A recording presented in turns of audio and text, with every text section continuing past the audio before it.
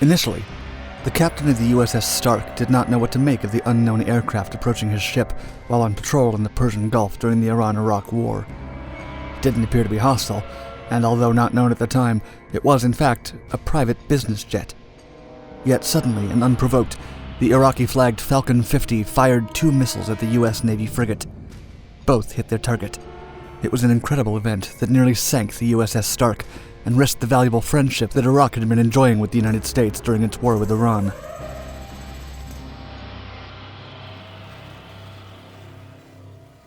Iran-Iraq War.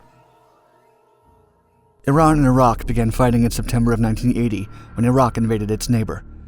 Iraq wanted to be the dominant Persian Gulf nation, and it feared that the Iranian Revolution could lead the Shiite majority to overthrow the ruling Ba'athist party in Iraq.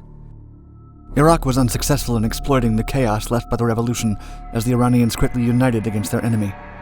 By June of 1982, Iran had recovered almost all the territory it lost at the start of the conflict. Iran then moved to an offensive strategy. Most of the Arab nations and the world powers that got involved, the UK, the US, the U.S.S., and France, sided with Iraq. Iran was left alone not only in the fight, but politically and logistically. The United States supported Iraq through billions of dollars in aid, providing military intelligence, special operations training, and even non-American produced weaponry.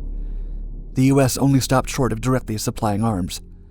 The supportive actions were known to the public, which was not as supportive of the measures. As Henry Kissinger stated when talking about Iran and Iraq, quote, "It's a pity they both can't lose." Yet an Iraqi victory seemed more beneficial to the United States at the time. The U.S.S. Stark. The U.S.S. Stark was a guided missile frigate named after Admiral Howard Rainsford Stark. It was the 23rd Oliver Hazard Perry-class ship and was built by Todd Pacific Shipyards. It was ceremonially launched in 1980 and placed in active service in October of 1982. The Oliver Hazard Perry-class ships were designed by Bath Iron Works in Maine and Gibbs & Cox from New York. The ship was the first ever to be initially created on a computer, a process that took naval engineer Ray Montague approximately 18 hours. The ship class featured gas turbine propulsion. They were only the second class of surface ships to use this type of propulsion plant, which was more automated than others and could be monitored and controlled centrally. The frigate was designed to serve as an anti-aircraft and anti-submarine warfare ship that could escort amphibious warfare ships or merchant convoys. The U.S.S. Stark was sent to the Middle East Force in 1984 and then again in 1987 with Captain Glenn as commanding officer. Susanna. The Iraqi Air Force lacked reconnaissance photographs of the loading terminals in the Persian Gulf. The General Military Intelligence Directorate of Iraq proposed sending a Dassault Falcon 50 business jet to secretly observe the area and take photos. The Iraqi Air Force supported the move, and at the beginning of 1986, they sent the plane to Amman, the capital of Jordan, so it could then go to Mumbai under the guise of carrying wealthy Iraqi businessmen. In reality, the plane transported 3 Dassault Mirage pilots and a photographer. The plane was flown next to Siri, under the excuse of an accidental navigation error so that aerial photographs could be collected. Major General Shaban decided he wanted to deploy the same aircraft to the lower Persian Gulf for anti-shipping operations after looking at the report of the secret mission. The Dassault Falcon 50 was sent to Viaroche in France for modifications.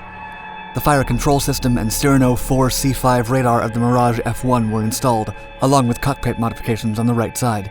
Externally, the plane had a missile launcher installed under each wing, and the nose replaced with that of the Mirage F1.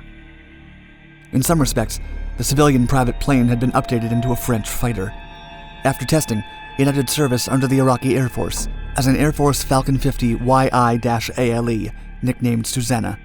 Susanna was sent to the Persian Gulf carrying 2 Exocet missiles on May 17, 1987. The aircraft was escorted by 2 MiG-23s and 2 MiG-25s. It was during this mission that the pilot would make a terrible mistake. Incident. The U.S.S. Stark was assigned to the coast of Saudi Arabia near the Iran-Iraq exclusion boundary to monitor the situation as a patrol ship. Followed by its MiG escorts, Susanna flew north of Bahrain, where it ran into the U.S.S. Stark, and the decision was made to attack the frigate. Before the attack was launched, and unaware of the Iraqi plans, Captain Brindle had his radio man contact the plane, quote, "Unknown aircraft. This is U.S. Navy warship on your 078 degrees for 12 miles. Request you identify yourself." The Susanna pilot ignored the message, and another sent right after. An Exocet missile was released from 35 kilometers away, which hit the target but failed to detonate. The crew did not respond with fire because 4 of its radar detection systems failed to show they were being attacked. According to the investigation conducted afterward, quote, "The attack was unprovoked and indiscriminate. Stark was and had been in international waters, well outside of the Iraqi and Iranian declared war zones. The undetonated missile hit the port side, and its rocket fuel caused a fire that took over the post office, storeroom, and the weapon-holding Critical Combat Operations Center. The pilot of the Iraqi plane withdrew, but not before shooting another more devastating missile from 24 kilometers away. The second missile also struck the port side, but left a hole of around 10 by 15 feet upon detonation. The ship's standard missile electronics were compromised, and Captain Brindle was unable to order an attack. An American airborne early warning and control aircraft witnessed the aircraft. The AWACS crew asked a nearby Saudi Arabian airbase to send an attack plane to intercept the Susanna, but the team at ground control did not have the authority to make such a call. The Susanna and its escorts left untouched. 37 crew members were lost in the attack. The gaping hole left on the U.S.S. Stark threatened to flood and sink the ship. In order to prevent that from happening, Captain Brindle had his men flood the hole on the hull's port side above the water to balance the ship. 2 ships responded to the distress call dispatched from the frigate. The U.S.S. Waddell and U.S.S. Cunningham destroyers arrived at the scene to provide damage control and assist the crew. An Iranian helicopter and a Saudi Arabian ship also answered the call and assisted in the rescue mission. Investigation. After the incident, the Joint Chiefs of Staff launched an investigation that ultimately reprimanded Captain Brindle and held the government of Iraq accountable for what transpired. Chaired by Rear Admiral Grant A. Sharp, the investigation stated that Captain Brindle and the higher-ranking officers on the U.S.S. Stark, quote, failed to provide combat-oriented leadership, allowing Stark's anti-air warfare readiness to disintegrate to the point that his Combat Information Center team was unable to defend the ship. Furthermore, it was established that the captain should have ordered an attack under the United States Navy rules of engagement, and that the U.S.S. Stark should not have received the first hit without firing at the Susanna aircraft. The board in charge of the investigation recommended courts-martial for the captain and the tactical action officer on board the ship, Lieutenant Basil E. Moncrief. The actual consequences, however, were less severe, as they both accepted responsibility for the way things transpired. Captain Brindle wrote in a statement, quote, "We must take the lessons learned, make needed improvements, and ensure a tragedy like this never happens again." After being reprimanded, Lieutenant Moncrief resigned, and Captain Brindle retired soon after as a commander, a lower rank. American response.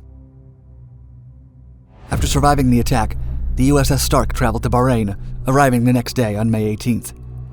Temporary repairs were conducted by the destroyer tender U.S.S. Acadia, an auxiliary ship, so that it could withstand the journey back to its home port at the Mayport Naval Station in Florida.